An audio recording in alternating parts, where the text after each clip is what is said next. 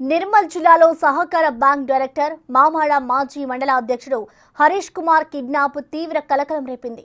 తనను బంధించి హైదరాబాద్ కు తరలించేందుకు ప్రయత్నించిన దుండగుల నుంచి తూప్రాన్ టోల్ ప్లాజా వద్ద హరీష్ చాకచక్యంగా తప్పించుకున్నారు. అక్కడున్న పోలీసులను ఆశ్రయించగా నిర్మల్ తరలించి విచారణ చేస్తున్నారు.